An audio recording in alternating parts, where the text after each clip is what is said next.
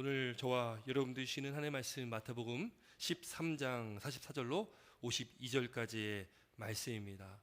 오늘 말씀 제목 한번 같이 읽을까요? 제목입니다. 제목 시작. 천국의 가치, 천국의 가치. 여러분이 가치라는 말 우리가 잘 아는 말일 것입니다. 이 사전적 의미를 보니까요, 어떤 사물이 지니고 있는 쓸모, 값어치라고 이렇게 기록되어 있더라고요. 여기 물컵이 있는데요, 물컵이 쓸모가 있고 또 값어치가 있는 거죠. 그걸 가치라고 이야기를 한다는 것이죠. 또 대상이 어떤 그 대상이 인간과의 어떤 그 관계 안에서 지니게 되는 어떤 중요성, 그것을 가치라고 이야기를 합니다. 여러분, 오늘 우리는 그 가치에 대한 이야기를 좀 하려고 합니다. 여러분, 우리가 살아가면서요, 우리도 삶 속에서 중요하게 여기는 가치들이 있습니다. 우리가 세상에서 중요하게 여기는 어떤 가치들, 뭐 사람마다 다 다르겠지만 누군가에게는 돈이, 누군가는 명예가, 권력이, 힘이, 건강이, 자녀가, 출세가, 뭐 그런 것들이 우리의 삶의 중요한 가치가 될 수 있을 것입니다. 또 오늘 우리는 이 말씀을 통해서 하나님의 자녀된 저와 여러분들이, 또 그리스도인 된 저와 여러분들이 정말 우리가 가장 가치를 가지고 또 가장 위대한 가치로 삼아야 될 것이 무엇이냐, 바로 오늘 제목처럼 우리는 천국의 가치를 두어야 된다라는 것입니다. 우리는 이 세상의 가치를 두는 것이 아니라 주님 계신, 우리가 장차 들어갈 그 하나님의 나라, 우리에게 예비된 그 하나님 나라에 우리는 가치를 두고 살아가야 된다는 것이죠. 자주 말씀드리지만 우리가 영원한 삶이 우리에게 예비되어 있지 않는다면, 우리가 이 땅에서의 길면 한 100년, 아니 이제 얼마 남지 않은 우리 인생길 가운데 이 삶이 끝이라면 우리는 예수님 믿을 필요가 없습니다. 교회 나와 예배 드릴 필요도 없죠. 우리가 영원한 삶이 우리에게 주어졌고, 우리가 예수를 믿는 믿음 안에 하나님께서 우리를 의롭다 해주셨고, 그 의롭다 하심 가운데 우리가 영원한 삶을 누릴 수 있는 천국을 소유하였기 때문에 우리는 이 땅에서도 그 주님의 은혜와 사랑을 감사하면서 천국, 우리가 장차 들어갈 그 하나님 나라를 소망하면서 살아가는 것입니다. 바로 그것이 저와 우리 사랑하는 성도 여러분들의 인생의 가치가 되시길 주의 이름으로 축원합니다. 세상의 그 어떤 것들이 아니라 오직 하나님 나라를 소망하시고 하나님의 말씀 안에서 늘 승리하시는 저와 여러분들 되시길 바랍니다. 여러분, 오늘 본문에 있는 이 13장 말씀은 예수님께서 비유로 이 말씀을 하여 주셨습니다. 여러분, 비유라는 것이 헬라어로 이게 파라볼레라는 말을 쓰는데, 파라볼레라는 뜻이 옆에 두다, 옆에 던지다, 이런 의미가 있습니다. 그러니까 비유라는 것은 뭔가를 설명하기 위해서 그 설명을 돕기 위해, 좀 더 이해를 시키기 위해 좀 더 이해할 수 있는 것을 옆에 두고 같이 대조하면서 말을 전하는 거죠. 그 이해를 쉽게 도우려고 비유의 말씀을 예수님께서 많이 쓰셨습니다. 그런데 예수님께서 13장 말씀 보니까 그 비유로 예수님께서 말씀을 하셨는데, 그 비유가요, 어떤 자들에게는 비유의 말씀이 깨달아지는데 어떤 자들에게는 깨달아지지 않는다는 거예요. 그 비유를 통해서, 말씀하심을 통해서 예수님께서는 천국의 그 보물을, 천국의 보화를 이렇게 감추시는 그런 역할도 하신다는 거죠. 여러분이 비유를 통해서 말씀하시는 것, 13장의 말씀 보니까 무릇 귀 있는 자는 들을 수 있고 또 깨달아야 된다는 것이죠. 그런데 이사야 선지자의 예언에 이렇게 보니까 너희가 듣기는 들어도 깨닫지 못하고 보기는 보아도 알지 못한다. 왜요? 이 백성이 완악해서, 마음이 완악해져서 귀가 둔하고 또 들어도 보아도 알지 못하는, 눈은 감고 있는, 영적으로 맹인돼서 살아가는 그런 사람들이 있다라는 거죠. 그러면 하나님의 말씀을 아무리 들어도, 아무리 비유의 말씀을 예수께서 풀이를 해주셔도 그 말씀을 깨닫지 못한다는 것입니다. 바라기 우리 사랑하는 성도 여러분, 저 여러분들의 믿음의 삶은 귀가 열리는 삶 사시길 바랍니다. 눈이 열리는 삶이 되시길 바랍니다. 하나님의 말씀을 들으시고 깨달으시고 또 우리가 영적 눈이 밝아져서 그렇게 깨어 살아가는 저와 여러분의 삶이 되시길 주의 이름으로 축원합니다. 이 마태복음 13장에는 7가지 비유 말씀이 나옵니다. 씨 뿌린 자의 비유, 가라지 비유, 겨자씨의 비유, 누룩의 비유, 보화의 비유, 또 진주의 비유, 또 그물의 비유, 이 7가지 비유가 나옵니다. 그런데 이 비유들이 설명하고 있는 것이 있습니다. 무엇을 비유하냐? 바로 천국, 하나님 나라를 비유한다는 것입니다. 예수님께서 7가지 비유를 통해서 천국을 비유하시는데, 왜 그럼 예수님께서 이렇게 말씀하셨냐? 천국이 그만큼 중요하기 때문에 그렇습니다. 천국의 그 가치, 이 천국의 가치는 최고의 가치이기 때문에 그렇습니다. 여러분, 우리에게는 천국의 가치가, 우리에게는 가장 위대한 가치라는 것을 우리가 믿고 살아가야 된다는 것이죠. 여러분, 예수님께서는 이 땅에 인간의 몸을 입고 오셨고 이제 메시아로서 공생의 사역을 시작하실 때에 예수님께서 가장 먼저 말씀하신 것이 있습니다. 마태복음 4장 17절에 보면 예수님께서 이렇게 말씀하셨어요. 이때부터 예수께서 비로소 전파하여 이르시되 회개하라, 천국이 가까웠다. 천국이 가까웠다는 거예요. 회개하라, 천국이 가까웠다. 가장 먼저 선포하신 것이 하나님 나라 천국에 대한 말씀을 하셨다는 겁니다. 그래서 우리 예수를 믿는 저와 여러분들, 그리스도인으로 살아가는 저와 여러분들에게 가장 중요한 가치는 우리 안에 천국이 임하는 것임을 믿으시기 바랍니다. 우리가 천국을 경험하며 살아가는 것임을 믿으시기 바랍니다. 여러분, 누가복음 17장 20절부터 21절 말씀 보니까요, 거기에 바리새인이 예수님께 이런 질문을 합니다. 하나님 나라가 어느 때에 임합니까? 이 천국이 어느 때에 임합니까? 이 바리새인들은요, 예수님 믿지 않습니다. 예수님 이 땅에 메시아로 오셨는데 믿지 않아요. 그들이 묻는 거예요. 예수님께 하나님의 나라가 어느 때 임합니까? 그랬더니 예수님께 대답하십니다. 하나님의 나라는 볼 수 있게 임하는 것이 아니야. 또 여기 있다 저기 있다 또 못한다라는 거예요. 그게 무슨 말입니까? 하나님 나라는 우리 눈에 보이는 어떤 현상으로 나타나는 것도 아니고 또 어떤 공간으로 여기 있다 저기 있다 할 수도 없다. 그러면서 하신 말씀이 하나님 나라는 너희 안에 있다, 이렇게 말씀하셨어요. 근데 지금 바리새인들에게 하는 말씀이거든요. 바리새인은 예수님 인정하지 않습니다. 믿지 않습니다. 그 사람들에게 예수님께서 하나님 나라가 너희 안에 있다라고 말하는 거예요. 원어적 의미에는 너희 안에보다는 너희 가운데 있다라는 의미가 더 가깝거든요. 너희 가운데 하나님 나라가 있다. 그러면 예수님 믿지도 않고 인정하지도 않는 그들에게, 아니 그들 안 가운데 무슨 하나님 나라가 있을까? 이 의미가 뭘까? 왜 예수님께서 이렇게 말씀하셨을까? 여러분이 하나님 나라가 무엇인가를 우리가 알아야 됩니다. 하나님 나라가 무엇인가? 우리가 죽어서 가는 곳 천국, 하나님 나라 맞습니다.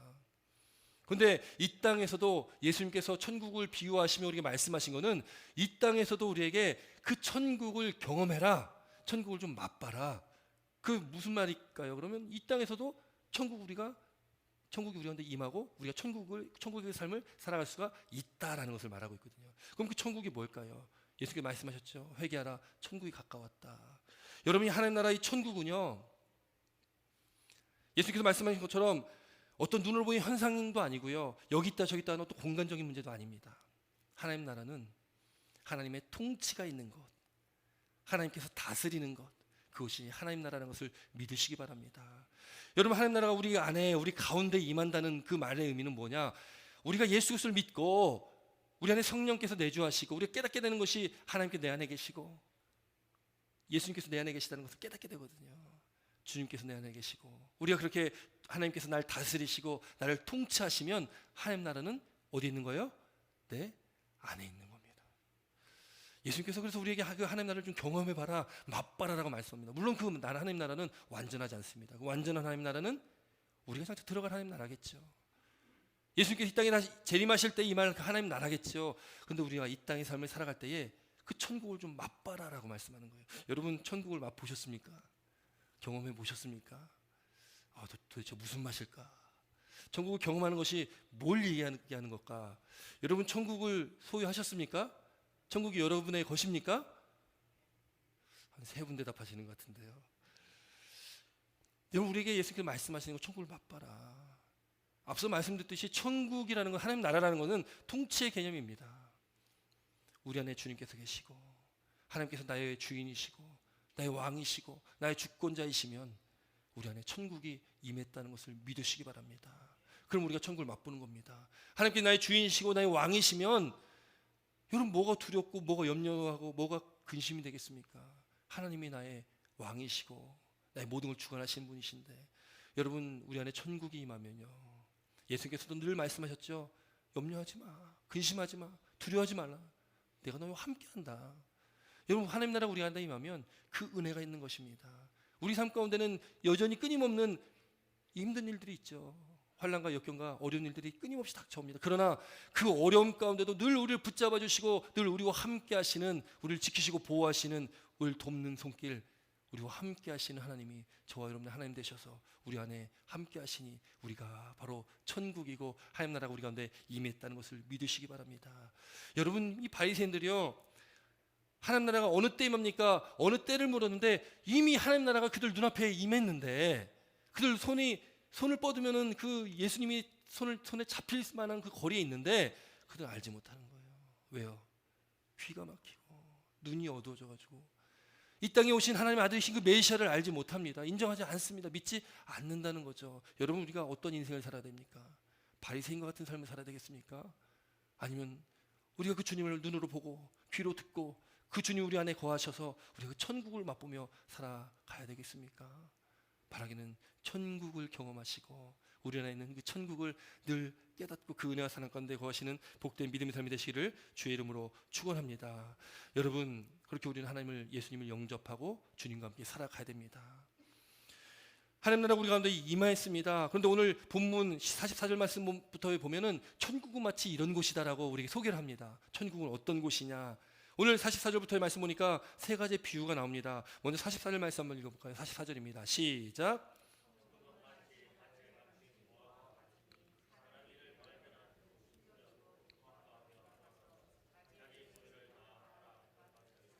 아멘. 천국은 마치 밭에 감추인 보화와 같다. 밭에 보화가 감춰져 있다는 것이죠. 예수님 당시 또 팔레스타인 지역에 그 당시는 뭐 지금처럼 뭐 은행 같은 게 없지 않습니까? 이 부자들이, 돈이 있는 분들이 돈을 어떻게 보관할 데가 없습니다. 근데 이게 이 이스라엘 그 지역이 우리 대한민국과 너무나 비슷합니다. 우리나라도 위로는 뭐 옆으로는 중국, 위로는 러시아, 밑으로는 일본, 이 강대국에 쌓여 있지 않습니까?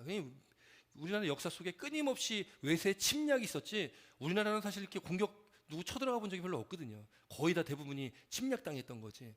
이스라엘의 위치도 이 지정학적 위치를 보면은 위쪽으로는 강대국, 옆으로 강대국, 밑에도 강대국입니다. 다 강대국에 쌓여 있습니다.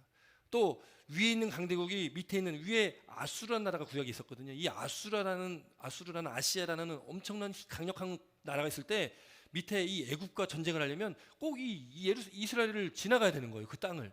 그러니 그 땅에 맨날 전쟁이 끊임없는 겁니다. 매번 다른 민족들이 침략해오고 나라가 이 역사 속에 늘 침략당했던 그런 민족이 바로 이스라엘 백성들이죠. 그러다 보니까요, 돈 있는 사람들이 어떻게 합니까? 내가 가지고 있는 보물이 있고 뭔가 이게 돈이 있다면 어떻게 됩니까? 그걸 보관을 해야 되는데 이 땅 속에 항아리에다가, 큰 항아리에다가 자기 갖고 있는 귀중한 것을 넣고서 나만 알 수 있는 땅 속에다 이렇게 파묻는 일이 많이 있었다고 그래요. 근데 전쟁이 나고 때로는 죽기도 하고 포로 잡혀가기도 하다 보니까 땅 속에 파묻었는데 그 주인이 없는 겁니다. 그래서 이제 그 땅 주인도 이제 다른 사람으로 바뀌고, 그래서 또 오늘 본문 보니까 밭에서 일하는 사람은 땅 주인이 아니에요. 소장농이죠. 그러니까 거기를 빌려서 쓰는 사람입니다. 일을 하다 보니까 뭔가 곡괭이질을 하는데 뭔가 탁 걸리는 겁니다. 뭘까 하고 봤더니 그 안에 엄청난 보물이 담겨져 있는 거죠. 누군가가 거기다 파묻어 놓은 건데 그 주인이 없는 거예요. 물론 지금 새로운 땅 주인은 있습니다. 근데 그걸 발견합니다. 그래서 발견했을 때에 그 사람이 어떻게 합니까? 그 사람이 아주 지혜롭게 행했습니다. 그걸 다시 잘 숨긴 다음에 어떻게 합니까? 오늘 본문 말씀 보니까 숨겨두고 기뻐하며 돌아가서 자기의 소유를 다 팔아서 밭을 샀다. 그럼 여기서 우리가 좀 궁금한 것이 있죠. 아니, 양심적으로 그 땅 주인이 있으면, 그 땅에서 이 보물이 났으면 누구 겁니까? 그 주인 거겠죠. 그러면 그 주인에게 이야기를 해야지 양심적인 거잖아요. 아니, 뭐 양심적이지, 이 비양심적인 이 사람 봐라, 이렇게 생각할 수 있잖아요. 근데 오늘 본문 말씀을 예수님께 비유하신 거는 우리가 어떤 양심의 문제를 말씀하는 것이 아닙니다. 천국이 어떤 것이냐, 천국이 어떤 것이냐를 지금 말씀하고 있는 겁니다.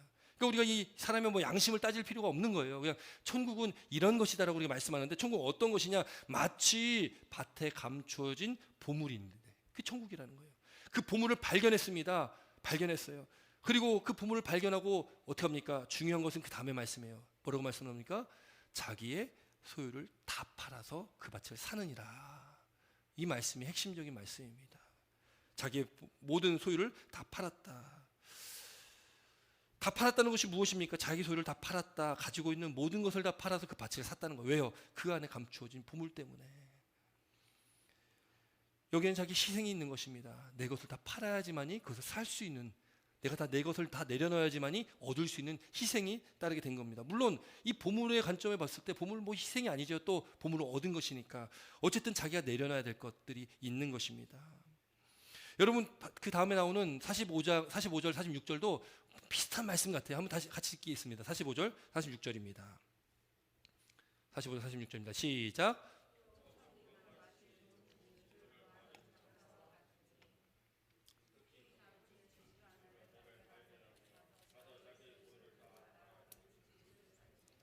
예, 아멘. 뭐 보면 비슷한 말씀 같잖아요. 중요한 게 여기 보니까 똑같은 그 말들이 나오죠. 발견했다. 그리고 그 밑에 부분 보니까 자기 소유를 다 팔았다라고 나옵니다. 다 팔아서 샀다. 천국을 나타내는 이 비유의 말씀의 핵심적인 두 문장입니다. 여러분, 우리가 천국의 가치에 대해서 말씀 나누고 있습니다. 천국은 어떤 가치가 있냐? 천국은 어떤 가치냐? 천국은 내가 가지고 있는 건 모든 것을 다 팔아도 그 가치가, 천국의 가치가 더 크고 위대하다는 것입니다. 그러니까 우리의 모든 것을 다 팔아도 훨씬 더 가치 있는 것이 바로 천국이라는 거예요. 그래서 우리에게 천국이 필요한 것입니다. 천국의 가치가 우리 인생에서 가장 소중한 가치가 되어야 된다는 것이죠. 우리 모든 것을 다 팔아도, 우리가 가지고 있는 그 모든 것이 무엇입니까? 그것이 다 세상의 가치들 아니겠습니까? 우리가 소유하고 있는 그 모든 것들, 그 모든 것을 다 팔아도 천국의 가치가 더 가치 있다라는 것. 여러분, 45절 46절에도 마치 좋은 진주를 구하는 장사와 같다. 진주를 구하는 장사는 좋은 진주를 찾기 위해서 이리저리 그 진주를 발견하기 찾기 위해서 돌아다니는 그런 상인들입니다. 그 상인이 극히 값진 진주 하나를 발견했습니다. 발견하니까요, 그 진주를 사기 위해서 자기 소유를 다 팔았다는 거죠. 여러분, 오늘 이 말씀을 통해서, 이 두 가지 비유의 말씀을 통해서 예수님께서 우리에게 주시는 메시지는 분명합니다. 어떤 사람은 천국을 우연히 발견하기도 합니다. 또 어떤 사람은 오랫동안 그렇게 인내하면서 찾기도 합니다. 물론 이것이 우리의 어떤 행위를 말하는 것이 아닙니다. 천국은 우리가 어떤 행위를 통해서 천국을 얻게 되는 것이 아니거든요. 천국은 하나님의 은혜입니다. 발견했다라는 것은 이미 있었던 것입니다. 우리 눈에 보이진 않지만 이미 있었던 것을 찾아낸 거거든요. 천국을 그렇게 소유하게 됐다는 겁니다. 하나님 나라를 이루는데, 근데 왜 자신의 모든 소유를 팔아야 될까? 우리가 무엇인가를 팔 때에 꼭 필요한 것이 있습니다. 자동차를 우리가 팔 때도 그렇고, 그때 필요한 것이 무엇입니까? 이 소유권을 이전시켜줘야 되거든요. 이것이 이제 내 소유가 아니라, 이 차를 산 상대방의 소유라는 것을 그걸 이전해 주잖아요. 그 소유권의 이전이 필요합니다. 그래서 이 소유권 이전을 통해서 이제는 이 법적으로 이 차가 내 차가 아니고 당신 차입니다라고 인정을 하는 거죠. 법적으로도 인정을 하게 됩니다. 여러분, 우리가 하나님 나라를 얻기 위해서 내 소유를 팔아서 그 값진 보화를 사고, 그 땅을 사고, 또 값진 진주를 사는 것, 내 모든 것을 팔아야 되는 것, 내 소유를 파는 것은, 그것은 곧 나의 능력으로 하나님의 나라를 살 수 있다라는 뜻이 아니라, 내가 가지고 있는 소유권, 내가 가지고 있는 주권을 하나님께 내어 드리는 것을 말합니다. 그러니까 우리 소유를 다 판다는 것은 내 소유를 하나님께 다 드린다는 것을 말하고 있다는 거죠. 무엇 때문에요? 무엇 때문에요? 천국 때문에. 천국의 가치를 알기 때문에, 천국이 어떠한지를 알기 때문에 내가 가지고 있는 그 모든 것을 다 팔아도 아깝지가 않은 것입니다. 왜요? 천국이 그만큼 귀한 것이기 때문에. 우리가 천국이 없으면, 앞서도 말씀드렸지만 예수 믿을 필요가 없습니다. 여기 나와 예배드릴 필요가 없어요. 그러나 하나님의 은혜 안에 우리에게 천국이 소유되었고 우리에게 주셨기 때문에 그 천국을 얻기 위해서는 우리는 우리 모든 것을 하나님께 다 드려야 된다는 것이죠. 이젠 내가 주인이 아닙니다. 하나님께서 우리 주인이십니다. 우리가 이 땅에 살아가는 그 삶 가운데 우리에게 주어진 이 모든 것들, 우리 인생 이 모든 것들이 내 것이 아니고 하나님 거라는 것을 우리는 인정해야 된다는 것이죠. 그래서 앞서 말씀드렸듯이 하나님 나라는 하나님께서 통치하시고 다스리는 그 나라가 하나님 나라다. 그러니까 우리가 하나님 나라가 된다는 것, 우리 안에 천국이 임한다는 것은 하나님께서 나를 다스려야 되는 겁니다. 하나님께서 나의 주인이 되셔야 되는 것입니다. 하나님께서 나의 왕이 되셔야 되는 것입니다. 여러분, 하나님께서 여러분의 주인이십니까? 하나님께서 여러분의 왕이십니까? 아멘이십니까? 여러분이 믿음의 고백이 분명하시고 확실하시길 바랍니다. 그냥 교회 왔으니까 그냥 아멘하는 것이 아니라, 우리가 이 땅을 살아가는 날 동안에 늘 날마다 그렇게 고백하시기 바랍니다. 주님만이 나의 왕이십니다. 주님만이 나의 주인이십니다. 나의 주권자십니다. 47절부터 50절까지 말씀 보니까 천국의 다른 비유가 나옵니다. 한번 47절부터 50절까지 한번 말씀이 있습니다. 47절부터 50절입니다. 시작.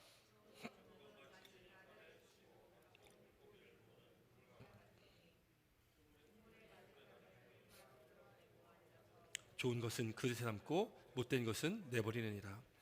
세상 끝에도 이러하니라. 천국이 와서 의인 중에서 악인을 갈라내어 풀무불에 던져 넣으리니 거기서 울며 이를 갈리라. 아멘. 여러분, 세 번째 비유인데 천국은 마치 무엇 같냐? 그물과 같다는 그물. 이 그물은 뭡니까? 고기를 잡는 거잖아요. 우리가 생각하는 투망 뭔지 아시죠? 이렇게 확 치면 이렇게 동그랗게 쳐지는 투망이 아니라 넓게 이렇게 펼쳐지는 그물에 그 안에 고기가 많이 잡히면 그걸 끌고 나오는 거죠.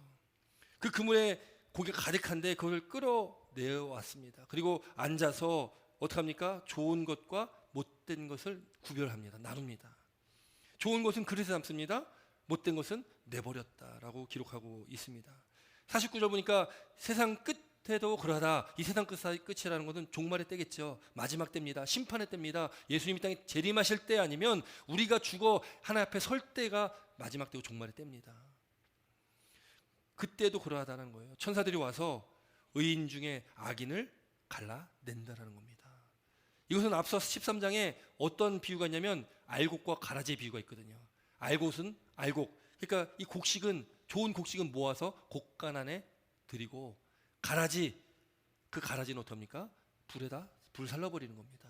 마지막 때에 예수님이 이 땅에 재림하신 그때 그렇게 구분짓는다는 거예요. 알곡과 가라지를. 또 좋은 고기와 못된 고기를 갈라놓는다는 겁니다. 근데 여기서 좋다, 좋은 것이라는 그 원어적 의미가 가치 있다, 쓸모 있다, 이런 의미를 갖고 있어요. 가치 있고 쓸모 있는 것. 그리고 이 나쁘다, 여기 원어적 의미는 무가치한 겁니다. 쓸모가 없는 것을 말합니다. 쓸모가 없는 것은 구별하여 버린다는 거죠. 그런데 세상 끝날에 그렇게 의인 중에 가라지와 같은 그 나쁜 못된 고기, 쓸모없는 가치 없는 고기들이 있는데 그것을 구별시켜서 어떻게 한다고 말씀합니까? 50절 말씀 보니까 심판의 말씀이거든요. 한번 다시 한번 읽습니다. 시작. 풀무불에 던져 넣으리니 거기서 울며 이를 갈리라. 여러분, 심판의 말씀입니다. 이 풀무불은 영원히 꺼지지 않는 지옥불을 말합니다. 그때에 알곡과 가라지를 나누고 의인 중에서 악인을 걸러낼 것이고 물고기 중에서 좋은 것과 못된 것을, 가치 있는 것과 무가치한 것을 갈라낸다. 그래서 가치 있는 것들은, 좋은 것들은 의인은 어떡합니까? 영원한 그 하나님 나라에서 하나님의 그 은혜 안에 거하는 거죠. 왕 대신 예수님과 함께 왕노릇하는 것이 바로 구원받은 저와 여러분의 천국의 삶 아니겠습니까? 그러나 하나님을 믿지 않고 인정하지 않고 그렇게 이 세상에서 살아가는 그 많은 사람들, 예수 믿지 않는 사람들은 결국 나중에 심판의 자리로 갈 수밖에 없다. 그곳에서 울며 이를 간다. 울며 이를 간다는 것은 그 처절한 그 지옥불에, 그 꺼지지 않는 영원한 고통 가운데서 영원히 고통받아야 할 그 상태를 설명하고 있는 건데, 여러분 그것 어떻게 우리가 이해를 하겠습니까? 조금만 손이 잘못해서 이렇게 뜨거운 곳에 데이면 그래도 얼마나 아프고 쓰라립니까? 근데 영원히 꺼지지 않는 그 불에서 영원히 살아야 되는, 영원히 고통당해야 되는 그 고통을 우리가 어떻게 헤아릴 수가 있겠습니까? 여러분, 사람이 사형당하는 방법 중에 가장 고통스러운 게 화형이라고 하죠. 불태워 죽이는 게 가장 고통스럽다고 합니다. 로마 시대에 예수 믿는 사람들이 예수 믿는 것 때문에 그렇게 불태워서 화형으로 많이 죽었습니다. 네로 황제 때 그때 시내를 밝히는 그 불빛이 예수 믿는 사람을 잡아다가 그 불을 태워가지고요, 그 시내를 밝혔다는 기록이 있죠. 그들이 왜 그렇게 순교를 당하고 그렇게 그 고통 가운데서 죽어갔겠습니까? 그냥 나 예수님 안 믿겠습니다 하면 사는 건데, 왜 내가 예수님 믿습니다, 나 믿습니다, 죽는 한이 있더라도 믿습니다, 왜 그런 고백 가운데 그들이 그렇게 죽음의 자리로 나아갔을까요? 그들은 천국의 가치를 알았거든요. 천국이 어떤 것인지를 알았거든요.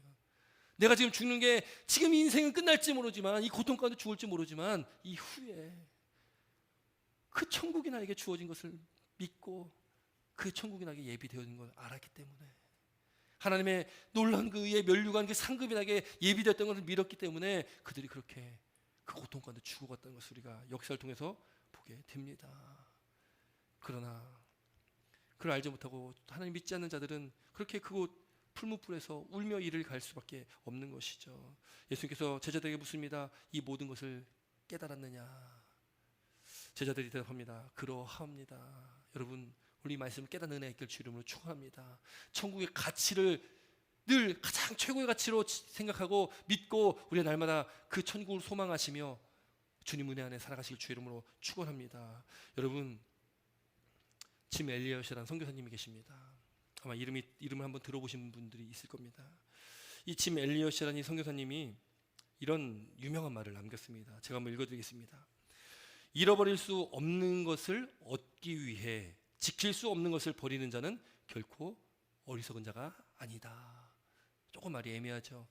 잃어버릴 수 없는 것은 예수 그리스도의 십자가와 영생의 복입니다. 영원한 복을 말합니다. 하나님의 복, 하나님의 은혜를 말합니다. 잃어버릴 수 없는 것입니다. 영원한 것입니다.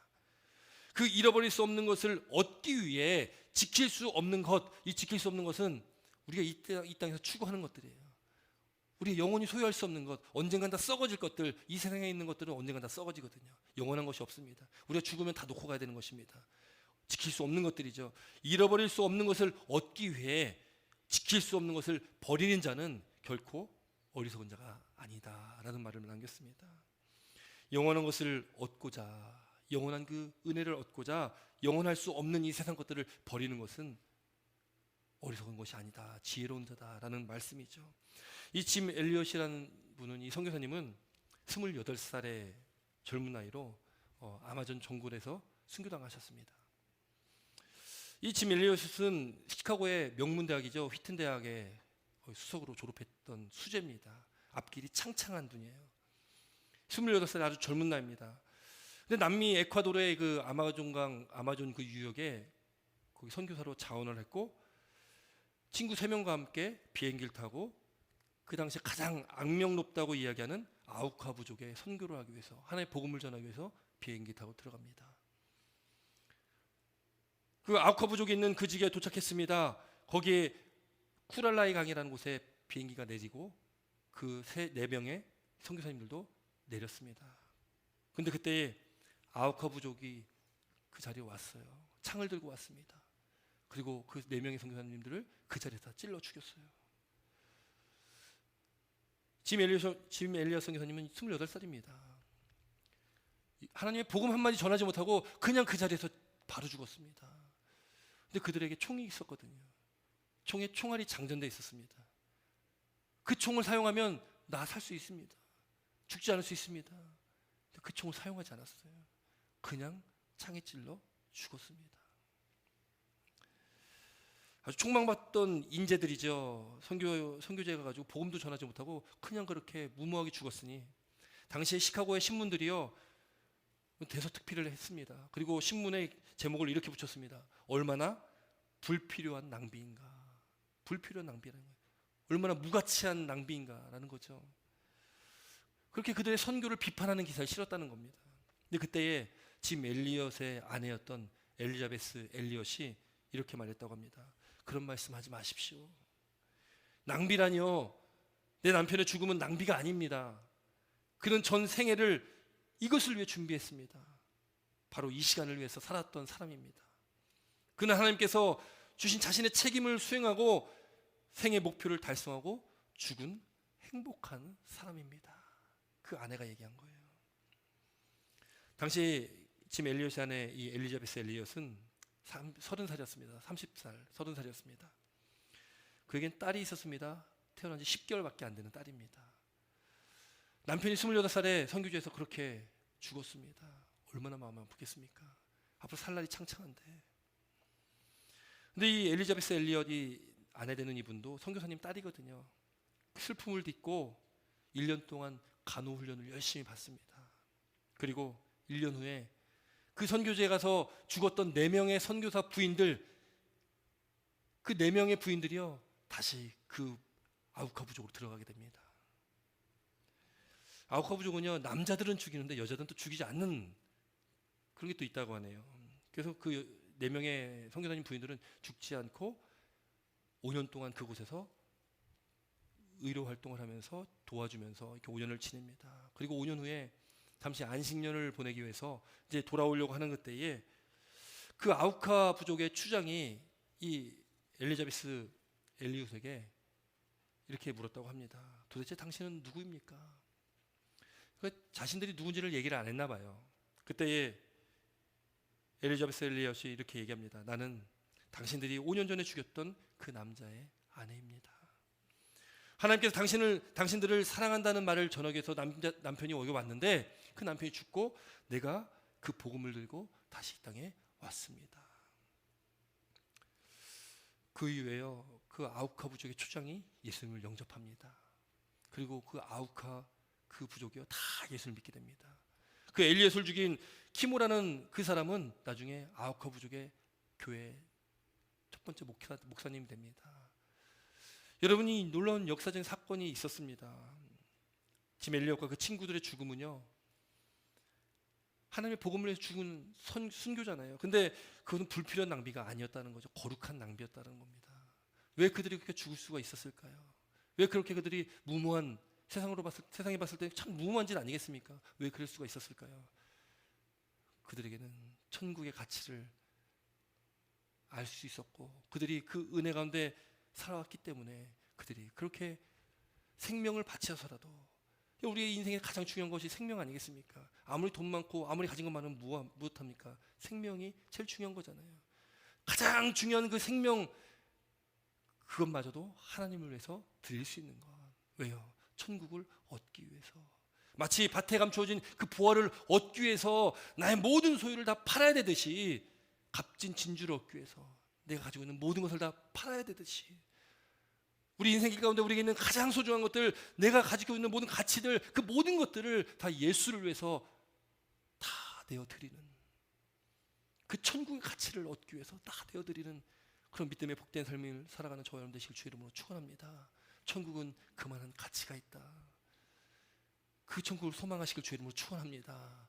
이 세상을 바라보고 이 세상의 가치를 쫓아가는 것이 아니라 오직 천국을 소망하시고, 주님만이 나의 주인이십니다, 나의 주권자십니다, 나의 왕이십니다라고 고백하시며, 날마다 그 기쁨 가운데 감사 기쁨이 넘치고 우리 안에 임한 그 천국을 경험하시며 늘 주 은혜 가운데 살아가시는 저와 여러분의 복된 삶이 되시기를 주 이름으로 축원합니다. 기도드리겠습니다.